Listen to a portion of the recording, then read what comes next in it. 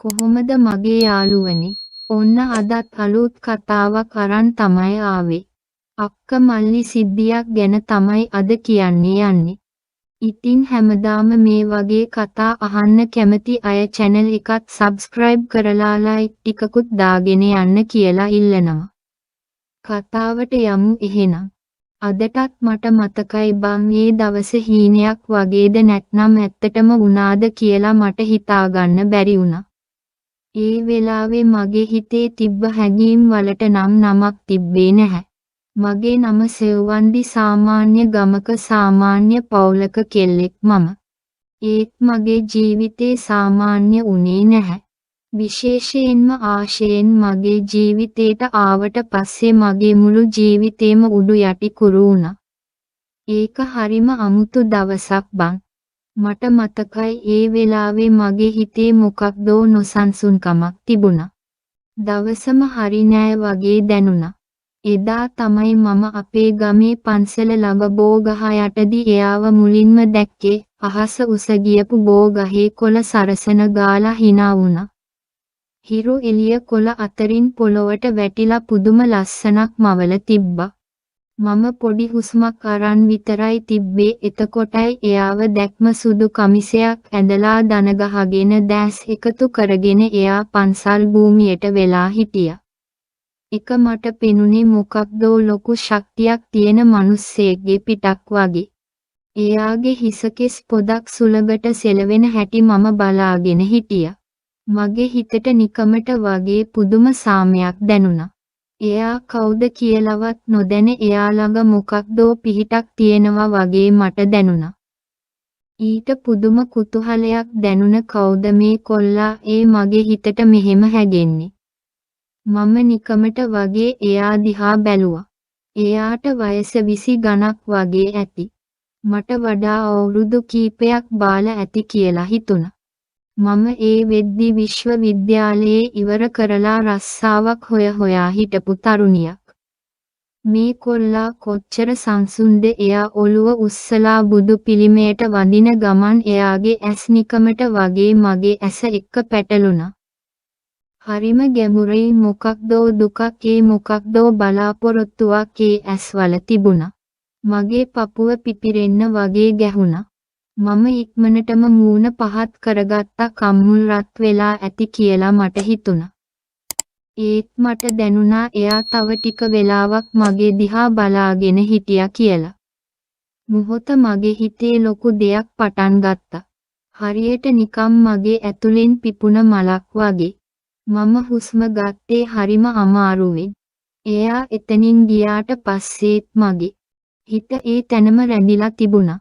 මගේ ඇස්වලින් එයාගේ රූපය ඈත් වුණාට මගේ හිතෙන් එයා මැකුණේ නැහැ. දැන් මට නිින්ද ගියේ නැහැ. එයාගේ ඇසේ බැල්ම මගේ හිතේ කැරකෙන්න ගත්තා. මම දන්නේම නැතුව එයාට හිත ඇතුලෙන් ආදරේ කරන්න පටන් අරන් තිබුණා. ඒක පිස්සුවක් වගේ දෙයක්. නොදන්න කෙනෙක්ට මට වඩා බාල කෙනෙක්ට මෙහෙම ආදරේ කරන්න පුළුවන්ද මම මගෙන්ම ඇහුවා. හේතුවක් උත්තරයක් තිබ්බේ නැහැ. මගේ හිත එයා ළඟටම වෙලා තිබ්බා. මගේ මුළු ලෝකයම එයා වටා කැරකෙන්න ගත්තා. හැම හුස්මකින්ම මට දැනුනේ එයාගේ සුවඳ කවදා හරි එයාව ආයෙත් දකින්න ලැබෙයිද කියලා මගේ හිත හීනමැව්වා. දවස් ගෙවිගෙන ගියා. මට එයාව ආයෙත් දකින්න ලැබුණේ නැහැ. ඒත් එයාගේ රූපය එයාගේ ඇස් මගේ හිතේ තදින්ම කා වැදිලා තිබුණා. මම අලුත් රස්සාවක් හොයාගෙන නගරයට ආවා. අලුත් ඒත් මගේ හිතේ තිබ්බ හිස් තැන පුරවන්න ඒ දේවල් වලට බැරි වුණා. මම ඒ හිස් තැන හැදුවේ එයා වෙනුවෙන් මගේ දිනපොතේ හැම පිටුවකම එයා ගැන තිබුණා. එයා මගේ හිතේ රහසක් වුණා. ඒක දවසක් මගේ යාළුවෙක්ගේ මල් ව්‍යාපාරයක උත්සවයකට ගිය වෙලේ මට හුස්ම හිර වුණා වගේ දැනුණා එතන හිටියා. ඒ සුදු කමිසයම ඇඳගෙන ඒ ගැඹුරු ඇස්වලින් වටපිට බලන ගමන් මගේ ඇඟ සීතල වෙලා ගියා. මගේ පපුව ගැහෙන්න ගත්තේ අමුතුම විදිහකට මට හිතුණා මේක හීනයක්ද යාළුවා කිව්වා. ආසය වන්දි මේ තමයි ආශයෙන් මල්ලි අපේ අයියාගේ යාළුවෙක්. මේ මල් ව්‍යාපාරයට සෑහෙන්න උදව් කළා මට. කතා කරගන්න බැරි වුණා බං මම පොඩි හිනාවක් දැම්මා. එයා කිව්වා ආයුබෝවන් මම ආශයෙන් මම ඔයාව දැකලා තියෙනවා වගේ. එයාගේ කටහඬ ඒක හරිම සංසුන්. එයා මාව දැකලා තියෙනවා කිව්වම මගේ ඇඟට පුදුම සීතලක් ගියා. මගේ ඇස් දිහාම බලාගෙන එයා කතා කරද්දි මගේ කම්මුල් රතු වෙලා ඇති කියලා මට හිතුණා. ලැජ්ජාවක් දැනුණා. මම ඉක්මනටම ඔළුව පහත් කරගත්තා. ඒත් මට ඕන උනේ එයා දිහාම බලාගෙන ඉන්න. මගේ හිත කිව්වේ මේ තමයි එයා මේ තරම් කල් හීනම වෙමින් මේ මිනිස්සයා ගැන එදා දවසම මම එයාත් එක්ක කතා කළා. එයා මට කතා කළේ අක්කා කියලා. ඒ වචනය ඇහෙද්දි මගේ හිතට පුදුම වේදනාවක් එක මොකක්දෝ පුදුම සතුටක් පැතිරුණා පුදුම උණුසුමක් දැනුණා. අපි hina වුණා. පොඩි කතා කිව්වා. එයා මගේ අතින් පොතක් අරගෙන පිට කවරේ තිබ්බ මගේ නම දිහා බැලුවා. මගේ හදවතම කම්පා කළා මට හිතුණා අපි අවුරුදු ගානක ඉඳන් දන්නවා වගේ. එදා ගෙදර ආවට පස්සේ මට නිින්ද ගියේ නැහැ. මම කණ්ණාඩිය දිහා බැලුවා මගේ මූණේ පුදුම සතුටක් තිබුණා. ඒ සතුට මගේ ඇස්වලින් පිටතට පෙනුණා. දවස් ගෙවිගෙන යද්දි අපි දෙන්නා ටිකෙන් ටික කිට්ටු වුණා. හැම දවසකම අපේ කතා තවත් ගැඹුරු වුණා. ඕන් එකෙන් අපි පැය ගණන් කතා කළා රැට හැමෝම නිදාගත්තාට පස්සේ මම හොරෙන් එළියට ඇවිත් තරුවලට කිව්වා එයා එක්ක කතා කරපු හඬ මගේ හිත සනසනවා. අපි අපේ දවසේ සිදුවීම් හීන බලාපොරොත්තු බෙදාගත්තා. එයා මගේ ගැන හැමදේම ඇහුවා මගේ සිහින බලාපොරොත්තු. එයාගේ හැම වචනයක්ම මට දැනුනේ මාව තේරුම් ගන්න පුළුවන් කෙනෙක්ගේ වචන විදියට. මට කතා කරනවා වගේ සමහර වෙලාවට අපි කතා කරලා ඉවර වෙද්දි හදලා තිබුණා. ඒ තරමටම අපේ හිත් එකට එකතු වෙලා තිබුණා. අපි දෙන්නා ෆොටෝස් හුවමාරු කරගත්තා. එයා මට එයා වැඩ කරන තැන එයාගේ ගෙදර සාලේ ෆොටෝ ඔව්වා. මම මගේ ගමේ ලස්සන තැන් මම ඉන්න විදිහේ එයාට කිව්වා. එයා මගේ ෆොටෝ එකක් දැකලා කිව්වා. අක්කා ඔයා හරිම ලස්සනයි. ඔයාගේ හිනාව මගේ දවස ලස්සන කරනවා. ඒ වචන මගේ හිත සතුටින් පිරෙවුවා. සමහර වෙලාවට එයා හිටපු තැනට වඩා මම හිටපු තැන ලස්සනයි කියලා එයා කියද්දි මට හරි ආස හිතුණා. අපි දෙන්නා පොඩි කැෆේ එකක හිටියා. එයා මගේ අත අල්ලා ගත්තා. මගේ ඇඟට පුදුම විදුලි ධාරාවක් ගියා වගේ දැනුණා. එයා මගේ ඇස් දිහා බලාගෙන කිව්වා. අක්කා මම ඔයාට ආදරෙයි මගේ හිත නැවතිලා ගියා වගේ. මගේ ඇස්වල කඳුළු පිරුණ ඒ මොහොත මම කවදාවත් අමතක කරන්නේ නැහැ. මම කිව්වා. මමත් ඔයාට ආදරෙයි මල්ලි හුඟා ආදරෙයි මට කතා කරගන්න බැරි වුණා. එයාගේ අත මගේ අතට තද කරගෙන මම එයාගේ උරහිසට ඔළුව තියාගත්තා. එයා මගේ කොණ්ඩේ අත ගෑවා. ඒ ස්පර්ශය මට කිව්වේ මම හැමදාම ඔයා ළඟ ඉන්නවා කියලා. මගේ හිතේ තිබ්බ හැම බරක්ම එයාගේ උරහිසට බාර දුන්නා වගේ මට දැනුණා. මේ ජීවිතේ මට ඕනම දෙයට මුහුණ දෙන්න ශක්තියක් ලැබුණා වගේ ආදරේ කරන්න පටන් ගත්තා. ඒක හරිම ලස්සන කාලයක්. අපි දෙන්නා හවසට ඇවිදින්න ගියා. ආශයෙන් මල්ලි මාව බදාගත්ත වෙලාවට මගේ හිත පුරාම පිරීලා තිබුණේ එයාගේ ආදරය විතරයි රැක බලාගත්තා. මගේ හිත තේරුම් ගත්තා. මගේ හැම දුකකදීම එයා මගේ ළඟ හිටියා. එයාගේ ළඟ එන්නේ මට දැනුනේ මම ලෝකේ ආරක්ෂිතම තැන ඉන්නවා වගේ. මගේ ජීවිතේට මට මෙච්චර ආදරයක් මෙච්චර ආරක්ෂාවක් කවදාවත් දැනිලා තිබුණේ නැහැ. එයාගේ ඇස්වල මට මගේ ලෝකය දැක්කා. එයාගේ හුස්ම මට දැනුණා. ඒ හැම මොහොතකම මගේ හදවත ගැහුවේ එයා වෙනුවෙන් විතරයි. දවසක් අපි දෙන්නා ගමේ වැව ළඟ හිටියා.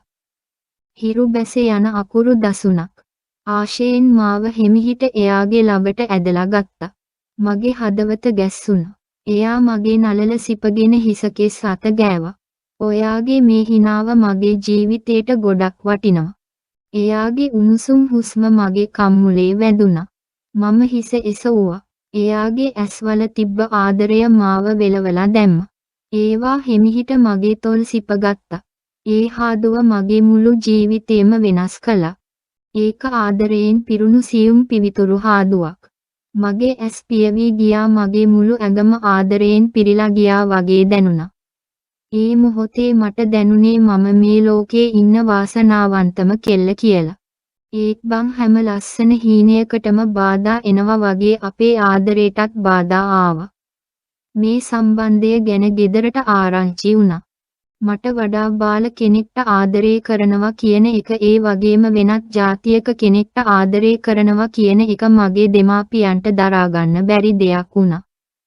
දවසක් මගෙන් ඇහුවා, මොනවද මේ ඔයාට වඩා බාල කෙනෙක් එක්ක සම්බන්ධයක් තියෙනවා කියන්නේ ඇත්තද? අපිට හොරෙන්. එයාගේ කටහඬේ තිබ්බේ පුදුම කේන්තියක්. මම උත්තර දුන්නේ නැහැ, මට බය හිතුණා. එයා ගැන කියන්න බය වුණා නෙවෙයි. මගේ දෙමාපියන් ඒකට කැමති නැතිවේ කියන එක මට ලොකු දුකක් ගෙනාවා. තාත්තා මගේ දිහා බැලුවේ පුදුම කේන්තියකින්. සමුසේ අපිට විතරක් නෙවෙයි, මේ පවුලටත් ලැජ්ජාවක්. තාත්තා කෑ ගැහුවා. එයාගේ කටහඬේ තිබ්බ කලකිරීම මගේ හිත පාරවල දැම්මා. මගේ ජීවිතේ අඳුරු වෙලා ගියා වගේ දැනුණා. මගේ ඇස්වලින් කඳුළු ගලාගෙන ගියා. මට හිතුණා මගේ ලෝකයම කඩාගෙන වැටෙනවා කියලා. මම අදන්න ගත්තා. මගේ ආදරය මෙච්චර ලොකු ප්‍රශ්නයක් වෙයි කියලා මම හිතුවේ නැහැ. ආශයෙන් මල්ලිට මම මේ ගැන කිව්වා. එයා මාව සනසලා කිව්වා, අක්කා බය වෙන්න එපා, මේ හැම ප්‍රශ්නයකටම මුහුණ දෙමු. මම ඔයාව කවදාවත් තනියම දාලා යන්නේ නැහැ. එයා මගේ අත තදින් අල්ලා ගත්තා. ඒ ස්පර්ශය මට ලොකු හයියක් වුණා. මට හිතුණා මගේ ළඟ ඉන්නවා නම් මට හැමදේටම මුහුණ දෙන්න පුළුවන්. දවස් ගෙවිගෙන යද්දී ගෙදරින් තත්වය තවත් දරුණු වුණා. මට එයා එක්ක කතා කරන්න දුන්නේ නැහැ. එළියට යන්න දුන්නේ නැහැ. මාව ගෙදරටම කොටු කරලා තිබුණා. මට අවශ්‍යයෙන් මල්ලි නැතුව පිස්සු හැදෙනවා වගේ දැනුණා. හැම මොහොතකම මට හිතුනේ එයා ළඟට දුවන්න, රහසින් මැසේජ් කරන්න විතරයි පුළුවන් වුණේ. ඒ මැසේජ් වලින් මගේ හිතට පුදුම ජීවයක් ආවා. එයාගේ හඬ අහන්න බැරි වුණාට එයාගේ වචන මාව ජීවත් කරවුවා. හැම රාත්‍රියකම මම එයාගේ මැසේජ් එකක් එනකල් මග බලාගෙන හිටියා. ඒක මගේ ජීවිතේ එකම බලාපොරොත්තුව වුණා. ආශයෙන් මල්ලි මගේ ගෙදරට ආවා. මගේ අම්මා තාත්තා එක්ක කතා කරන්න එයා හරිම ගෞරවනීය විදිහට කතා කළා. මම එයාව ජීවිතේටම සතුටින් තියෙනවා. මම දන්නවා ඔයාලා බය වෙලා ඇති කියලා. ඒත් මම එයාට මොනම හිංසාවක්වත් කරන්නේ නැහැ. මම එයාව මගේ ජීවිතේටම රැක ගන්නවා. ඒත් මගේ දෙමාපියන් එයාට අහුම්කන් දුන්නේ නැහැ. එයාට බැනලා එලවලා දැම්මා. මට ඇගුල මගේ ආදරේට මෙහෙම සලකන්නේ ඇයි කියලා මට තේරුනේ නැහැ. මගේ හිත කෑ ගැහුවා, මගේ ලෝකය කඩාගෙන වැටෙනවා වගේ දැනුණා. මට හිතුණා මේ ලෝකේ කාටවත් අපේ ආදරේ තේරෙන්නේ නැද්ද කියලා. දෙමාපියන්ගේ විරෝධය දවසින් දවස වැඩි වුණා. මට ගෙදර ඉන්න එක එපා වුණා. මම කාමරේට වෙලා අඩ අඬා හිටියා. එයාටත් මේ හැමදේම බලපානවා කියලා මම දැනගෙන හිටියා. සමහර දවස් ලොකු දුකක්, ඒත් එයා මාව කවදාවත් අතහැරියේ නැහැ. කාලයක් එක්ක හැමදේම හරියයි එයා කිව්වා. ඒ වචන මගේ හිතට ලොකු ශක්තියක් වුණා. එක දවසක් අම්මා මට කිව්වා, "තමුසේ අපිටත් ලැජ්ජා කරලා මේ ගමේ ඉන්නත් බෑ. අතහැරලා දානවා. නැත්නම් මේ ගෙදරින් යනවා." එයාගේ කටහඬේ තිබ්බ තරහ මගේ හිත පිච්චුවා. මගේ ඇස් අඳුරු වුණා. මට හිතුණා මේක හීනයක් කියලා. මට මෙහෙම කියයි කියලා මම කවදාවත් හිතුවේ නැහැ. මට කරන්න දෙයක් තිබ්බේ නැහැ. මම ආශයෙන් මල්ලිට මේ ගැන කිව්වා. ඒවා පුදුම කම්පාවට පත් වුණා. "අනේ අක්කා, ඔයා එහෙම යන්න එපා. මම එනකල් ඉන්න, අපි මේ ප්‍රශ්නෙට විසඳුමක් හොයමු." එයා කිව්වා. ආශයෙන් මල්ලි මාව බලන්න ආවා. එයා මාව ගෙදරින් යන්න දෙන්න කැමති වුණේ නැහැ. ඒත් මගේ දෙමාපියන්ගේ මුරණ්ඩුකම දැකලා එයා තේරුම් ගත්තා මට වෙන විකල්පයක් නැහැ කියලා. ඔයාට මේ ගෙදරින් යන්න වෙනවා නම් මම ඔයාව තනි වෙන්න දෙන්නේ නැහැ. මම හැමදාටම ඔයා ළඟ ඉන්නවා කියා කිව්වා. ඒ වචන මගේ හිතට ලොකු සහනයක් වුණා.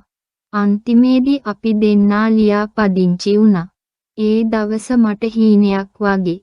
ආශයෙන් මල්ලි මගේ අතින් අල්ලගෙන මගේ නළලට ආදරයෙන් හාදුවක් දුන්නා.